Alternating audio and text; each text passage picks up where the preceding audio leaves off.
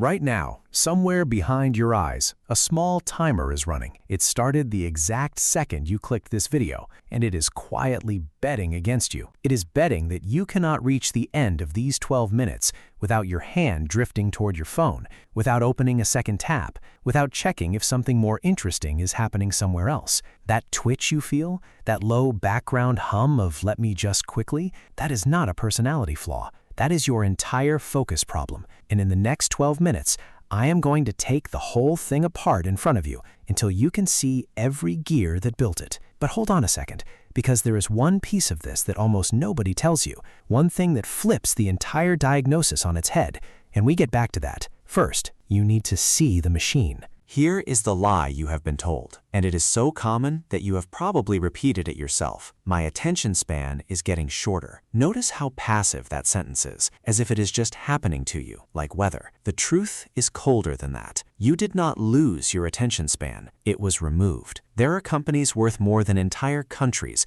whose only job, the thing they wake up and optimize every single morning, is to study exactly how your attention works and then take it. You are not failing to focus. You are losing a fight you did not know you were in. And the most dangerous part is the rule of that fight, which is the next thing you have to understand. The rule is this: your focus is being untrained by default. Most people assume that if they do nothing, their focus just stays where it is, like a parked car. It does not. The moment you stop actively training your attention, it does not freeze, it erodes, because the erosion is being done for you, for free, every time you scroll. So you are not standing still. You are on a treadmill, walking backwards, which means "I'll deal with my focus later" is not a neutral choice. Later, there is less of you to work with, and that creates a very specific physical thing inside your brain that I want you to picture, because once you see it, you cannot unsee it. Picture a wall. Every single task you sit down to do now starts on the wrong side of a wall. Studying, reading, finishing the boring email, sitting through a real conversation, all of it lives on the far side. And to get there, you have to climb. People with what we call good focus do not have a smaller wall. They have simply trained their legs to clear it without thinking. You, right now,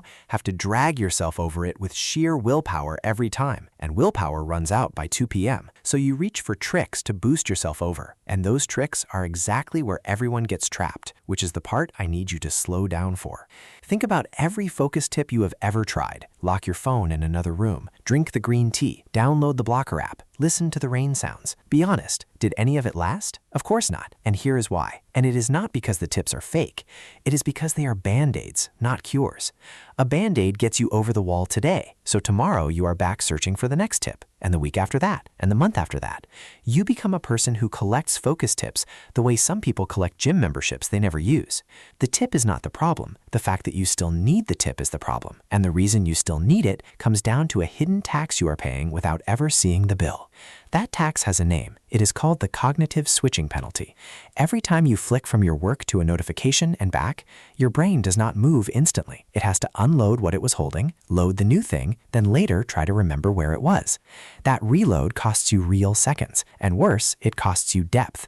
So when you multitask, you are not doing two things at once. Nobody can. You are doing two things badly while paying the switch fee on every jump.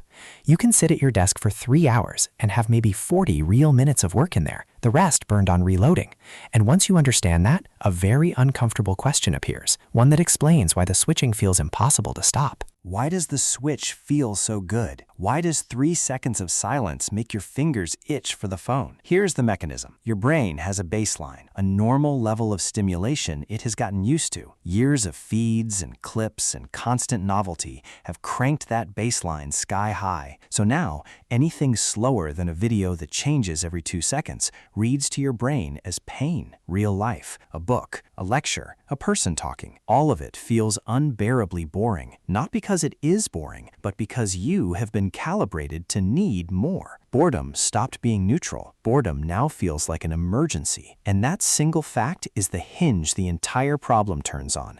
So remember it, because in a moment, it changes everything. Now, before you start blaming the phone entirely and feeling helpless, I need to hand you back some power, because there is a gap most people never notice between the thing that happens, the notification, the buzz, the urge, and what you do about it. There is a tiny space. In that space, you choose The phone does not reach up and grab your hand. A trigger fires, and then you respond. And the response is yours. The whole game, the entire fight, is won or lost inside that 1/2-second gap.